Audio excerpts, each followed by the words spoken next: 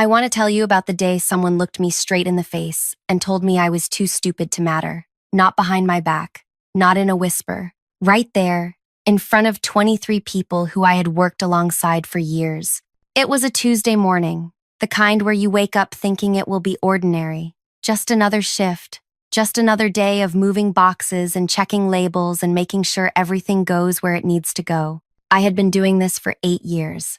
8 years of arriving before sunrise, of knowing which trucks arrive late, which drivers need extra help, which products sell fastest in which season. 8 years of learning every single detail about how our place worked. From the ground up, we worked for a company called Crestline Commerce.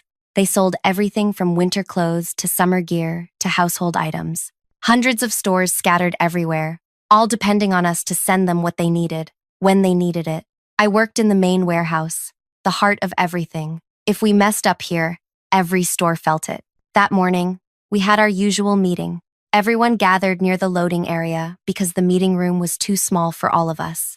The floor supervisor usually ran these meetings, went over the day's priorities, talked about any problems we needed to watch for. But that Tuesday was different. He showed up, the CEO's son. His name was Callum, 26 years old, fresh haircut, shoes that probably cost more than my monthly rent. He had joined the company 2 months earlier, given some fancy title that none of us really understood. His father owned everything, built Crestline from nothing 30 years ago, and now his son was being groomed to eventually take over. That's what people whispered. Anyway, Callum walked in carrying a folder, looking like he owned the world, which, technically, he almost did. "Good morning, everyone," he said, not really looking at anyone. "I'm taking over these morning briefings from now on. My father thinks it's time I get more involved in operations." People nodded. Nobody questioned it. What could we say? He started talking about new goals, new targets, new efficiency standards, big words, impressive sounding. But anyone who actually worked the floor could tell he didn't understand how things really worked. He talked about moving more products faster, cutting time, pushing harder. All good in theory. In reality, you can't just snap your fingers and make everything go twice as fast. Then he brought up the holiday shipment schedule. "We're pushing everything out early this year," Callum announced. "Winter stock goes out this week. Summer items next week. I've already revised the distribution list." My stomach dropped. I raised my hand. Old habit from school, I guess. Felt silly the moment I did it, but he noticed. "Yes? I think there might be a problem with those lists," I said, keeping my voice steady. "The numbers don't match what the stores actually ordered." He looked at me like I had just interrupted something important with something meaningless. "The numbers are fine. I checked them myself. But the southern stores ordered more summer items and less winter stock. And the northern stores need the opposite. If we send winter boots to stores near the coast where it never snows, they'll just send everything back. We'll lose weeks trying to fix it." I wasn't trying to challenge him. I was just trying to help. I had seen this exact problem happen 4 years ago, when someone mixed up regional orders. It had been a disaster, took months to sort out, cost the company so much money that 3 people lost their jobs over it. Callum stared at me for a long moment. Then he smiled. Not a friendly smile, the kind that makes your skin prickle. "What's your name?" he asked. "Shayna." "And what's your position here, Shayna?" "I work the floor. I check inventory, coordinate with drivers, make sure shipments match orders before trucks leave." "So you load boxes?" "I do more than that. I verify everything. Make sure nothing goes wrong before it leaves here." He nodded slowly, like he was considering what I said. Then he laughed. Actually, laughed. "You're too stupid to matter here," he said, still smiling. "Just do what you're told and shut up." The words hit me like a slap. Everyone went quiet. The kind of quiet where you can hear the building itself breathe. People looked down at their shoes, at the floor, anywhere, but at me or him. I felt my face get hot. My hands started trembling, so I shoved them in my pockets. I wanted to say something, wanted to defend myself, wanted to explain that I had been here longer than him, knew more than him, was trying to save the company from a massive mistake. But what could I say? He was the CEO's son. I was just someone who worked the floor. "But the numbers," I tried one more time. "Did I ask you to think?" Callum interrupted, his voice sharper now. "That's not your job. Your job is loading trucks. My job is making decisions. Understand?" I looked around. Nobody met my gaze. The floor supervisor looked uncomfortable but said nothing. My coworkers, people I had worked beside for years, people I had helped train, people I had covered for when they were sick or struggling, all of them just stood there. I understand, I said quietly. Good. Now, as I was saying before, I was interrupted. He kept talking. I stopped listening. My mind was racing, replaying what just happened over and over. Too stupid to matter. Those words kept echoing. Too stupid to matter. The meeting ended 10 minutes later. Everyone scattered quickly, avoiding me. I stood there for a moment, then walked to the loading area where the first trucks were already being filled. Before I continue further, I want to thank you for listening to this. I know it's not easy to hear about moments like this, when someone treats another person like they're worthless, but I need you to hear it, need you to understand what happened next. If you're listening from somewhere right now, wherever you are in the world, I hope you never have to feel what I felt that morning. Now back to the story. I worked my shift in a fog, moving boxes, checking labels, watching as the trucks got loaded with the wrong products, going to the wrong places. I could see the mistake happening in real time. Winter coats heading south, beach supplies heading north, everything backwards. Part of me wanted to say something again, wanted to grab someone, anyone, and make them see what I was seeing. But Callum's words kept playing in my head, too stupid to matter. So I stayed quiet.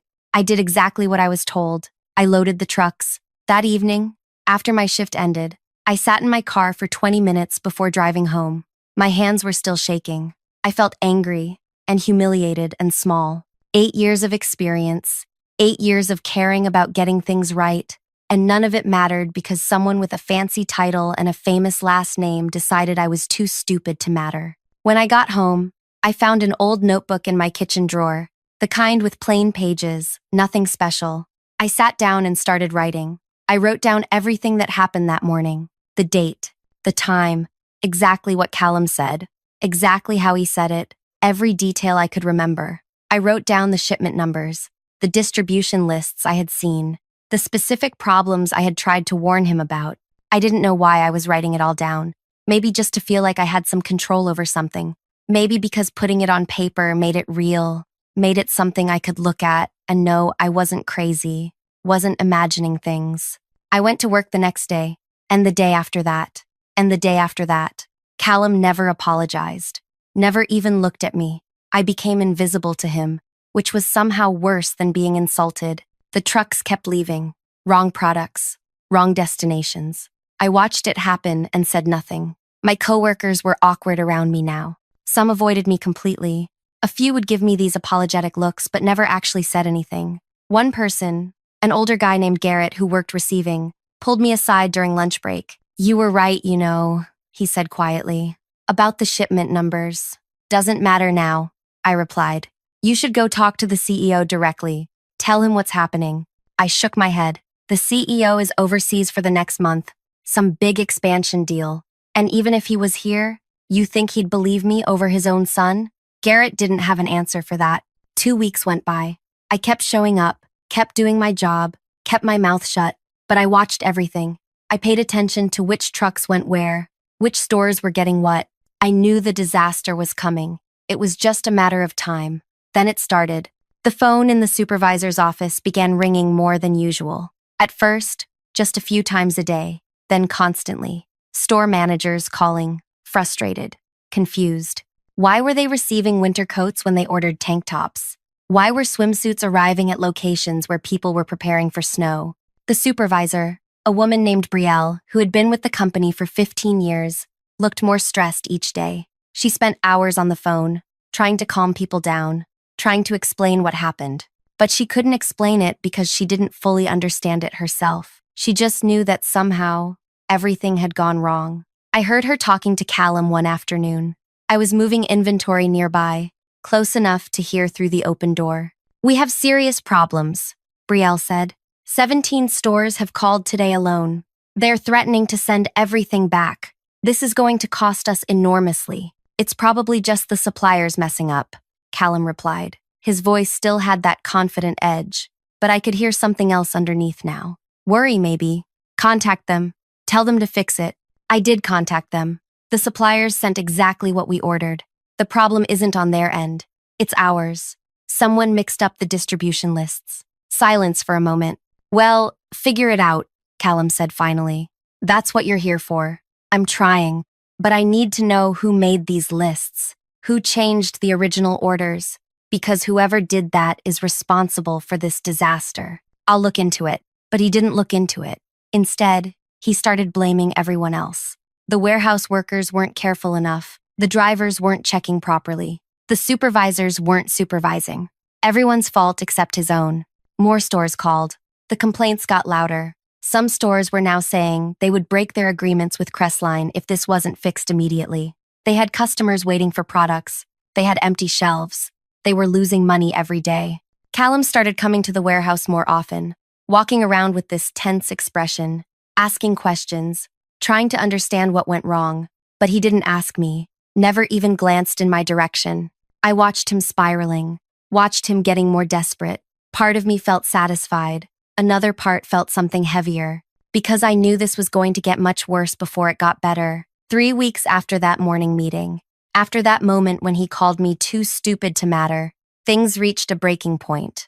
It was a Friday evening. Most people had already left. I was finishing up my shift, doing final checks on the weekend inventory. The warehouse was mostly quiet, just the hum of machinery and distant sounds of the last few trucks pulling away. I heard footsteps behind me, fast footsteps, almost running.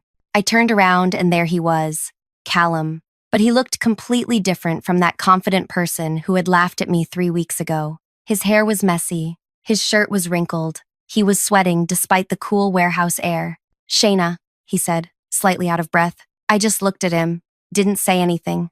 "I need your help." Those words hung between us. "I need your help," from someone who had told me I was too stupid to matter. "With what?" I asked, keeping my voice neutral. "This shipment situation. It's gotten really bad. Worse than anyone realized. My father is coming back Monday morning. He's going to want answers, explanations, solutions." Callum ran a hand through his hair. "You know the suppliers, right? You've worked here the longest. You know how everything connects. Can you tell me how to fix this mess?" I set down the clipboard I was holding, looked at him for a long moment, really looked at him, saw the panic in his expression, the desperation. "Why would someone too stupid to matter know anything useful?" I asked quietly. His face changed. Recognition hit him. He remembered. "Look," he said quickly, "I'm sorry about that. I was under a lot of pressure. My father had just given me this responsibility, and I was stressed, and I said something stupid. I didn't mean it. You meant it. I didn't. I swear. I was just..." He trailed off, seemed to realize there was no good excuse. "Please. I'll make it right. I'll apologize publicly. I'll tell everyone I was wrong. Just help me sort this out before Monday." I thought about it, thought about how easy it would be to just tell him what to do. Explain the fix. Save him. Save the company from losing more money. Because despite everything, I still cared about Crestline. I cared about the people who worked there, the people who depended on those paychecks. But then I remembered standing in front of everyone while he laughed at me, remembered how nobody defended me, remembered going home and shaking in my car, remembered feeling worthless. "No," I said. He blinked. "What?" I said no. "I'm not helping you. But you just said you care about the company." "I never said that. You assumed it." I picked up my clipboard again, turned back to my work. "You should go figure it out yourself, your management. I just load trucks, remember? Shayna, please. You don't understand how serious this is. We're losing millions. Stores are threatening to leave. My father is going to." He stopped. Didn't finish that sentence. Didn't want to admit what his father might do. "That sounds like a you problem," I said, without looking at him. "I'll do anything. Name it. You want a raise? A promotion? Better hours?" Now I turned back to face him. "You think this is about money? Then what is it about?" "It's about respect. Something you clearly don't have for people like me." I said I'm sorry. "No. You said you were under pressure. That's not an apology. That's an excuse." I moved past him, heading toward the exit. My shift was over. "Good luck on Monday." "Wait." He followed me. "Shayna, please. I'm begging you. I can't lose this position. My father will never forgive me." This was my chance to prove myself, and I messed it up. and I need someone who actually knows what they're doing to help me fix it. I stopped walking, turned to look at him one more time. You had someone who knew what they were doing, I said. 3 weeks ago, she tried to help you. You called her too stupid to matter. You told her to shut up and load trucks. So that's what she's going to do. Load trucks. Because that's all she's qualified for, apparently. I left him standing there in the warehouse, walked to my car, drove home, and I felt lighter than I had in weeks. That weekend, I barely thought about work. I cleaned my apartment. I watched movies. I cooked actual meals instead of heating up frozen food. I slept well for the first time in 3 weeks. Monday morning came. I arrived at my usual time, before sunrise. The warehouse was unusually busy for that early hour. More people than normal, more noise, more tension in the air. Then I saw him, the CEO, Callum's father. His name was Theodore, 61 years old, built like someone who had spent his youth doing manual labor before building his business empire. He had arrived early, earlier than anyone expected. He was standing in the main warehouse area, talking to Betrayal and several other managers. His expression was stone. Next to him, Callum looked like he wanted to disappear into the floor. I clocked in quietly, tried to stay out of sight, started my morning routine like usual. But then Betrayal noticed me. Shayna, can you come here, please? My heart started beating faster. I walked over slowly. Theodore looked at me. His gaze was sharp, assessing. You're Shayna? Yes, sir. I'm told you tried to warn my son about a shipment problem 3 weeks ago. Is that correct? I glanced at Callum. He wouldn't meet my gaze. Yes, sir. Tell me exactly what happened. So I did. I told him about the morning meeting, about noticing the distribution lists were wrong, about trying to explain the problem. I kept my voice calm, factual. I didn't mention the insult, didn't mention how Callum had humiliated me, just stuck to the facts about the shipment issue. When I finished, Theodore was quiet for a moment. Then he turned to his son. Is this true? Callum nodded miserably. And did you check her concerns? Verify whether she was right? I thought. I assumed the lists were correct. I had spent hours on them, and I didn't think. You didn't think someone who had been here for 8 years might know something you didn't? Callum said nothing. Theodore looked back at me. Why didn't you push harder? Come directly to me? You were overseas, sir. And I hesitated. And what? And your son made it very clear that my opinion didn't matter, that I should just do my job and stay quiet. Did he? It wasn't a question. Theodore's jaw tightened. What else did he say? I looked at Callum again. He was staring at the ground. For a moment, I almost felt sorry for him. Almost. He said I was too stupid to matter here. He told me to shut up and load trucks. The warehouse had gone completely quiet.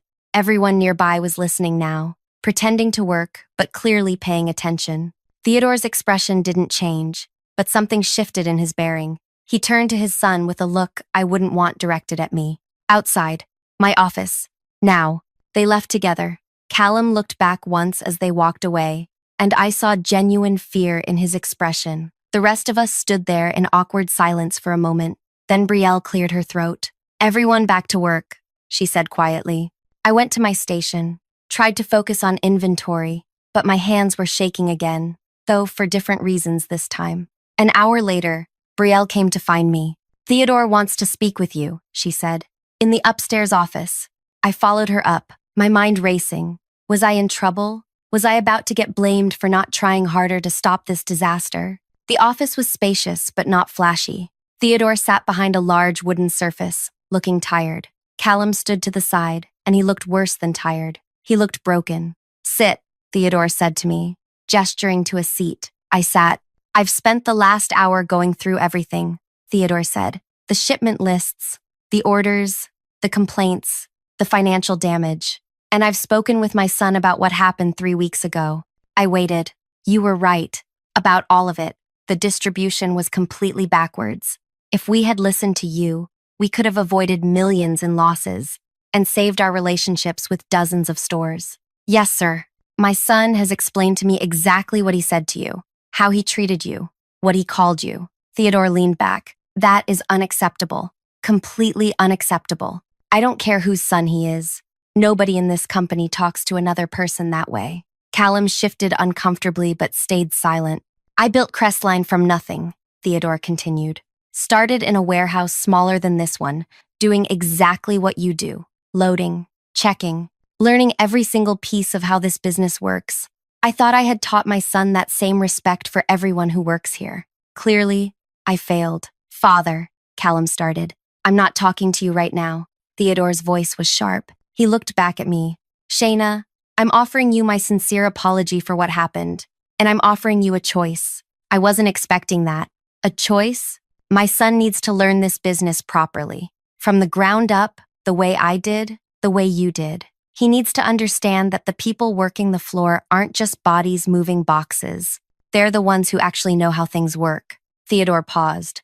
I'm removing him from his current position. He's going to spend the next 6 months working in the warehouse, learning the job he dismissed as unimportant.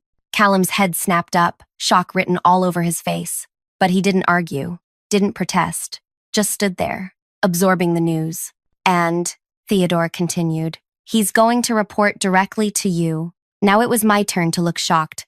Sir, you know this warehouse better than anyone. You spot problems before they become disasters.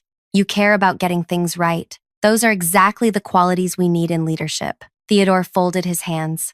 I'm promoting you to floor operations lead. You'll oversee the daily warehouse operations, train new workers, and supervise anyone who needs to learn how things actually work, including my son. I couldn't speak for a moment. My mind was spinning.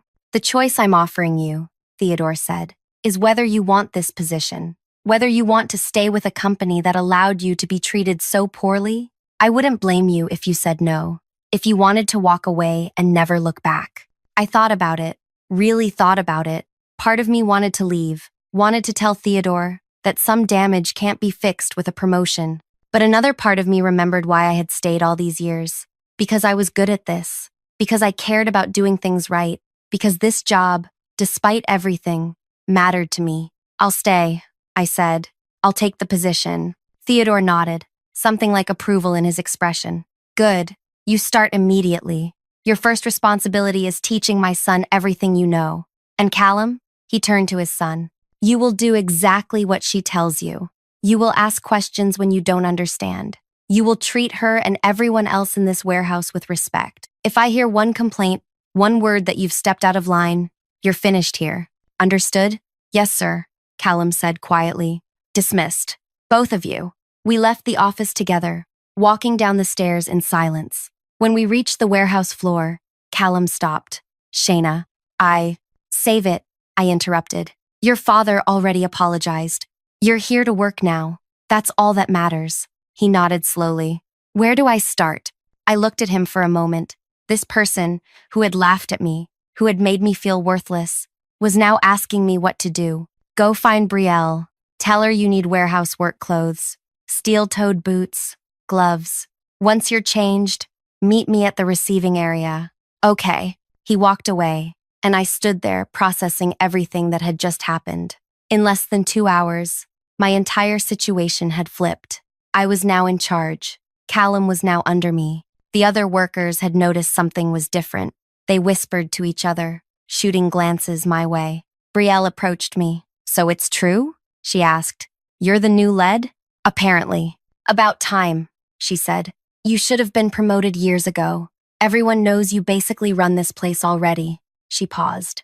And Callum? Learning from the bottom. Brielle smiled slightly. That's going to be interesting. Interesting was one word for it. Callum showed up 20 minutes later wearing basic work clothes that looked brand new. The boots probably still had the price tag on them yesterday. He looked uncomfortable, out of place. All right, I said. First lesson. See those trucks over there? 4 of them arrived this morning with products from different suppliers. Your job is to help unload them. Check every single item against the delivery list and organize everything by category in the storage zones. That's it. That's it for today. Tomorrow you'll learn the next part. But today, you're just unloading and organizing. He looked at the trucks. They were big, full. It was going to take hours of physical work. Do I work alone? He asked. No, you'll work with the receiving team. Garrett will show you what to do. Follow his instructions exactly. I walked him over to where Garrett was checking a delivery list. Garrett looked up, saw Callum, and his eyebrows went up. Garrett, this is Callum. He's training with us for the next 6 months. Can you walk him through receiving procedures? Garrett glanced at me, then at Callum, then back at me. Understanding dawned in his expression. Sure thing. Come on, kid. Let's get you started. I watched them walk toward the first truck. Watched Callum climb up into the cargo area. Watched him start lifting boxes. Clearly not used to this kind of physical work. My name is Shayna, by the way. I should have mentioned that earlier. Shayna Reddy, 29 years old. Grew up in a small town 3 hours from here. Started working at Crestline right after finishing school because I needed money and they were hiring. Never imagined I'd still be here 8 years later. Never imagined I'd end up running the floor. The first week was brutal. Not for me, but for Callum. He showed up every morning at the same time as everyone else. He did the grunt work. He lifted boxes until his arms shook. He learned how to check inventory lists. He made mistakes and had to redo things. And every single day, he had to ask me or someone else for help. Had to admit he didn't know something. Had to swallow his pride and listen. I wasn't cruel to him. I didn't mock him or belittle him or throw his own words back in his face, tempting as it was. I just treated him like any other new worker, showed him how things worked, corrected him when he was wrong, answered his questions. But I didn't go easy on him either. The storage zones are organized by season and category. I explained one morning. Winter clothes in Section A, summer items in Section B, household goods in Section C. Everything has a specific place. You put something in the wrong spot, we waste time searching for it later. Callum was sweating, even though the warehouse was cool. He had been moving boxes for 3 hours straight. How do you remember where everything goes? You learn, you pay attention, you care enough to get it right. I handed him another box. This one goes in Section B, slot 17. He carried it over, found the right spot, set it down carefully. The other workers watched this dynamic with barely concealed amusement. Some were more open about enjoying it. During lunch breaks, I'd hear comments. Never thought I'd see the day. He's actually doing the work. Think he'll last the full 6 months? I wondered that too. But as the days turned into weeks, something unexpected started happening. Callum stopped complaining, stopped looking miserable. He just worked, asked questions, learned. Sometimes I'd catch him studying the inventory sheets during breaks, trying to memorize product codes. One afternoon, about a month into his training, we had an urgent situation. A truck needed to be loaded and sent out within 2 hours because a store had run completely out of their best-selling items. Everyone was scrambling. Shayna, Brielle called out. We need someone who can pull these items fast.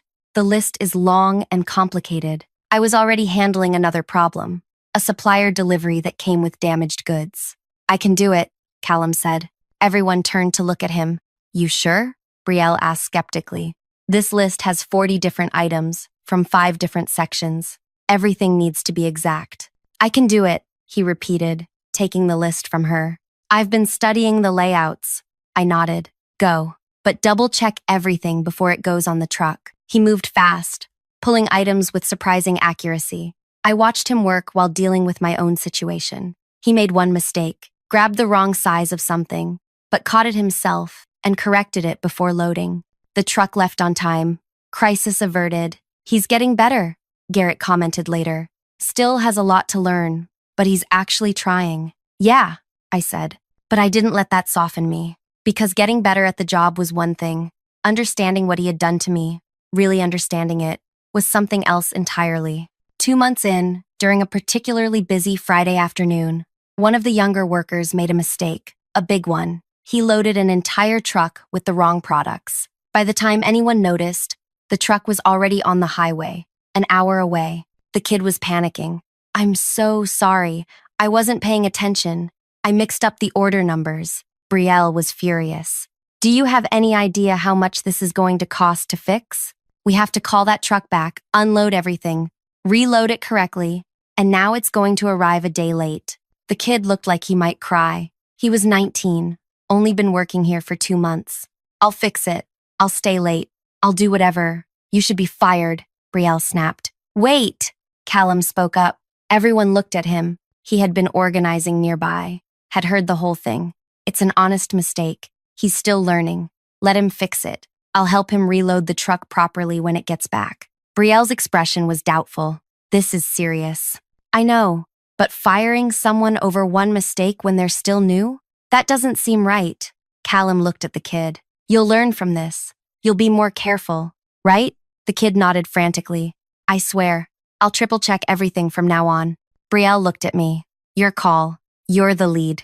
You're the lead. I thought about it. Thought about second chances. About mistakes. About being treated like you matter. He stays, I said. But you're both reloading that truck correctly when it returns. And you, I pointed at the kid, are going to spend tomorrow morning with me, learning proper order verification procedures. Thank you, the kid said, relief flooding his face. After he walked away, Callum approached me. Can I talk to you for a minute? Privately? We stepped outside to the loading area where it was quieter. What? I asked.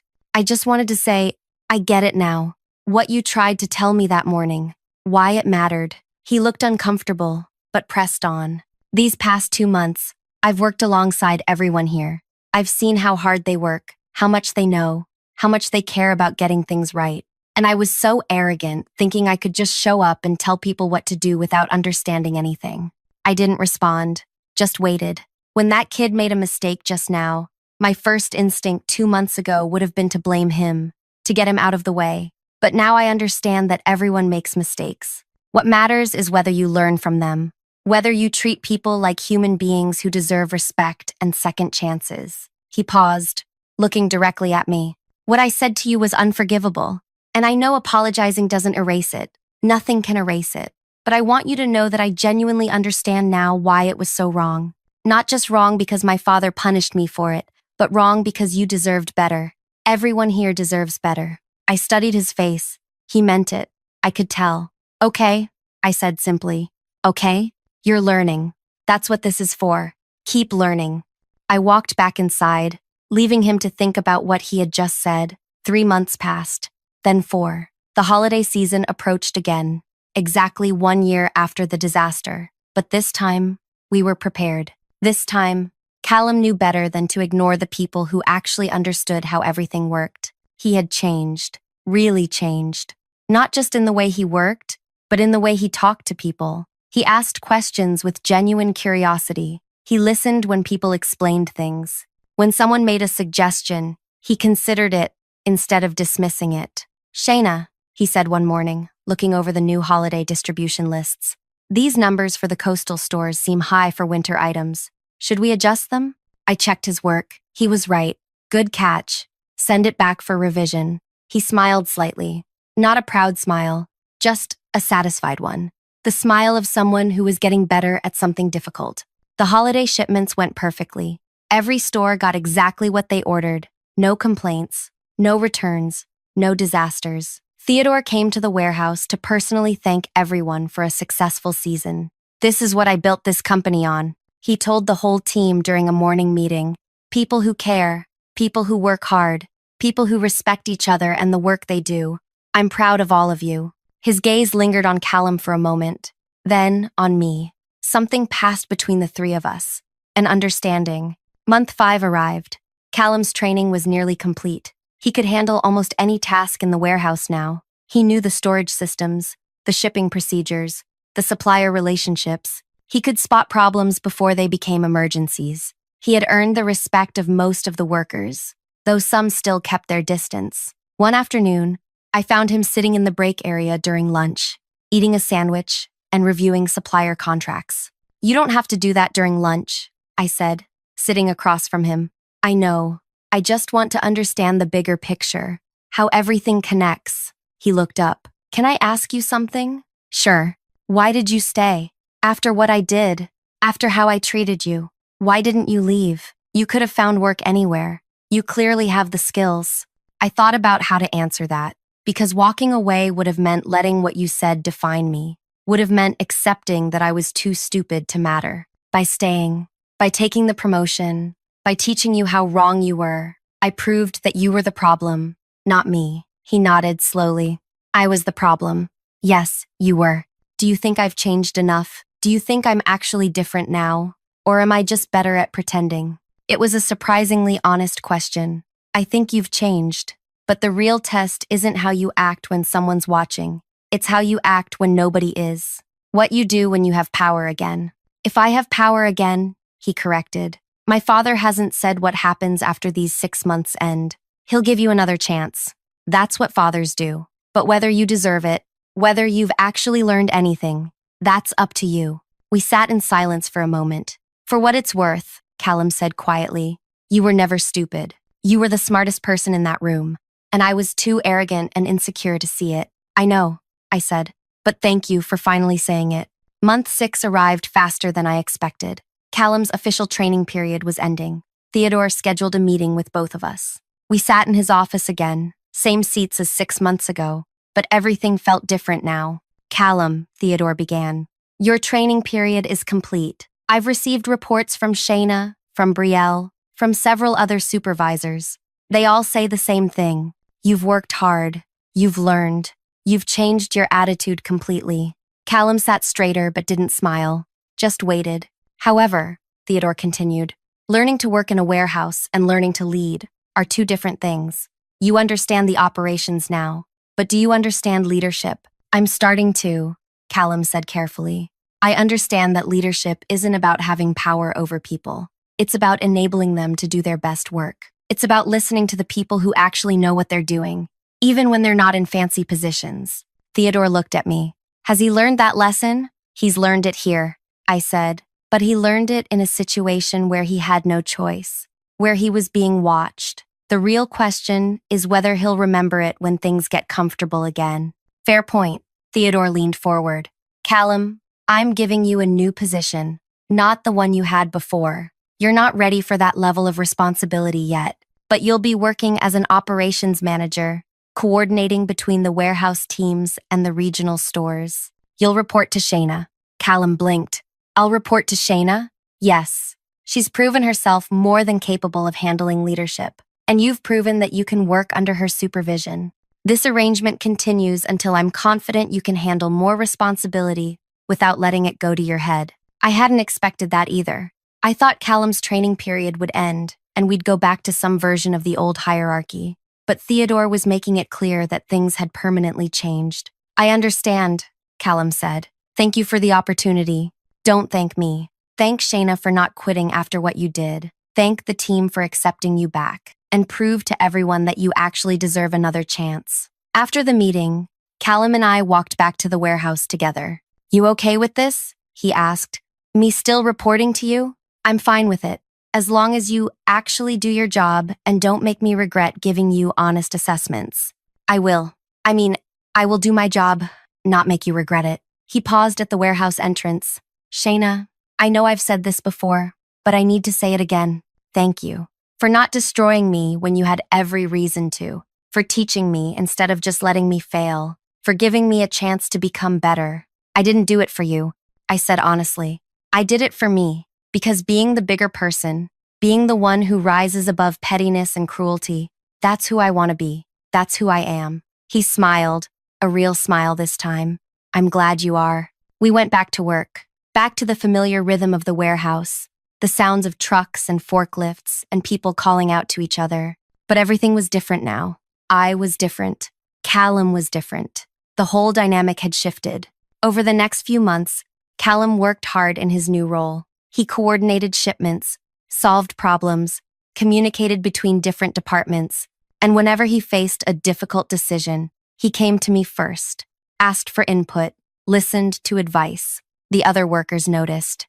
They warmed up to him gradually, started including him in conversations during breaks, started treating him less like the boss's son who had messed up and more like a colleague who was trying his best.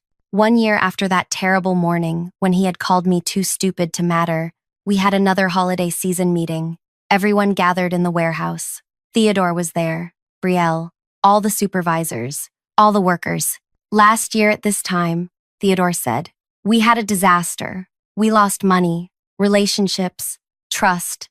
This year, we had our most successful holiday season ever. Every shipment went out correctly. Every store got what they needed. And we did it because everyone here worked together, respected each other, and listened when people spoke up about potential problems. He looked at Callum. My son learned a hard but necessary lesson. He learned that respect isn't given based on your title or your last name. It's earned through how you treat people, how you work, how you lead. Then Theodore looked at me. And Shayna learned something too. She learned that standing up for yourself, even when it's difficult, even when it seems like nobody will support you, is always worth it. She proved that knowledge and experience matter more than arrogance and assumptions. Everyone clapped. It felt genuine, not just obligatory. After the meeting, as people were leaving, Callum approached me one more time. "I've been thinking about that morning," he said. "The morning I said those things to you. I've been thinking about what I could have done differently. And I should have listened, should have asked you to explain more, instead of cutting you off, should have valued your experience, should have treated you like the expert you are." He paused. "But I also want you to know something. What happened after, everything you did, the way you handled it, that changed my life. You could have ruined me, could have exposed me as incompetent in front of my father and everyone else. Instead, you just stepped back and let the situation speak for itself, let me fail on my own, then gave me a chance to learn. That wasn't kindness," I said. "That was strategy." "I know. That's what makes it brilliant." He smiled slightly. "You got your revenge by becoming successful, by proving your worth, by making me work under you and learn from you every single day. That's so much more effective than just getting me fired or humiliating me publicly. Is that what you think this was about? Revenge? Wasn't it?" I considered the question. Maybe at first, but it became about something bigger, about changing how things work, about making sure people like me don't get dismissed and insulted just because someone higher up doesn't want to listen. "You succeeded at that. We'll see. Real change takes time." He nodded. "Well, for whatever it's worth, I'm different now because of you, and I'll spend the rest of my career making sure I never treat anyone the way I treated you." "Good," I said. "That's all I wanted." He walked away, and I stood there in the warehouse I had worked in for 9 years now, the place that had seen me at my lowest, heard me get insulted, watched me get humiliated, the same place that had now seen me rise, take charge, become someone who mattered. Too stupid to matter, that's what he had called me. But here I was, running operations, training the owner's son, proving every single day that intelligence isn't measured by your position or your title or your confidence. It's measured by what you know, how you use that knowledge, and whether you have the courage to speak up even when nobody wants to listen. I looked around at the warehouse, at all the workers doing their jobs, at the organized chaos of products moving in and out, at the system that worked because people cared enough to make it work. This was mine now, not legally, not officially, but in every way that mattered, and nobody could ever take that away from me. Thank you for listening to this story. If you found it meaningful, if it made you think about how we treat each other, how we value people regardless of their position, I'd appreciate if you could like this video and leave a comment sharing your thoughts. Maybe you've experienced something similar. Maybe you've been the person who dismissed someone and learned better. Either way, your story matters too. And if you want to hear more stories like this, real human experiences that teach us something about ourselves and each other, please subscribe. There are so many more stories to tell.